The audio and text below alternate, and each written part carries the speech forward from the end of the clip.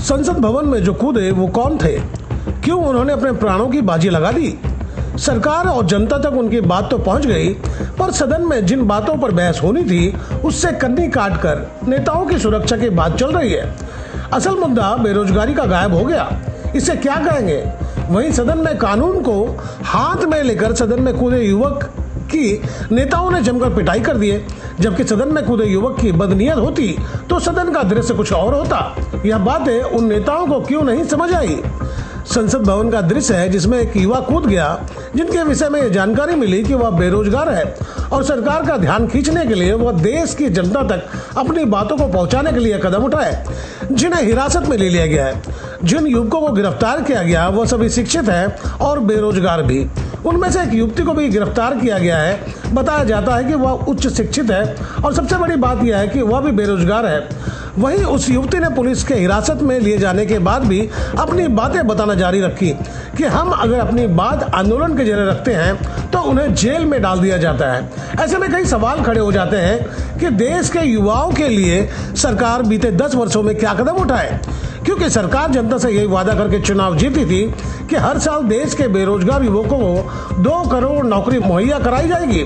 पर कथनी और करनी का फर्क अब दिखने लगा है।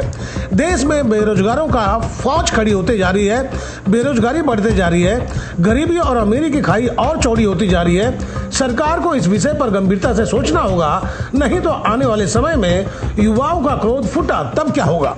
स्थिति संभले नहीं संभलेगी, क्योंकि प्रतिवर्ष युवा उच्च शिक्षा पूरी कर बेहतर भविष्य का कामना लेकर हजारों कॉलेज यूनिवर्सिटी से बाहर निकल रहे हैं, पर बदनसीबी यह है कि उन्हें रोजगार नहीं मिल रहा है। आप सोचें कि जो लोग संसद भवन में कूदे, अगर उनके पास विस्फोटक होता और वह अपने साथ उन सांसदों को भी निशाना बना देते, तब स्थिति क्या होती?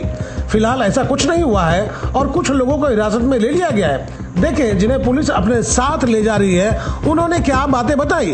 नाम नीलम है और हर बंदा हमारे तो ये जो पटाखे फोड़े आप लोगों ने, नारेबाजी की, क्या नाराजगी आपकी? हमारी भारत सरकार है, जो हम पे ये अत्याचार हो रहे हैं, हम अपनी हकों की जो बात करते हैं, लाठी चार्ज करके हमको अंदर डाला जाता है, टॉर्चर किया जाता है, तो हमारे पास कोई माध्यम नहीं। कोई डायरेक्ट वजह है, कोई वजह है किसी संगठन से आप? नहीं, हम किसी संगठन से नहीं है, आम जनता है, स्टूडेंट है हम, क्योंकि हम बेरोजगार हैं। हमारे माता पिता इतना काम करते हैं, मजदूर, किसान, छोटे व्यापारी, दुकानदार, लेकिन किसी की बात नहीं सुनी जाती। ये हर जगह हमारी आवाज को दबाने की कोशिश करते हैं। ये तानाशाही नहीं चलेगी, तानाशाही बंद करो, तानाशाही बंद करो, तानाशाही नहीं चलेगी।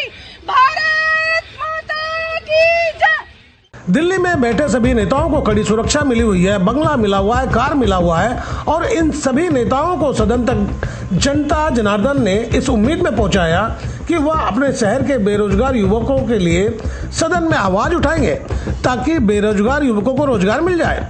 पर ढाक के 3 पात की तरह उनकी उम्मीद ढहते जा रही है और भारत के युवा निराशा के गर्त में समाते जा रहे हैं। माता पिता की उम्मीद टूटती जा रही है, यह सोचकर कि बुढ़ापे में उसका औलाद उसका सहारा बनेगा, पर जवान बेटे के सपनों के लाश को देखकर माता पिता की उम्मीद चकनाचूर होती जा रही है। यह भारत की तस्वीर है जिसे सरकार ने नहीं बदला, तो यह समझकर चले यह अभी शुरुआत है, आगे क्या होगा।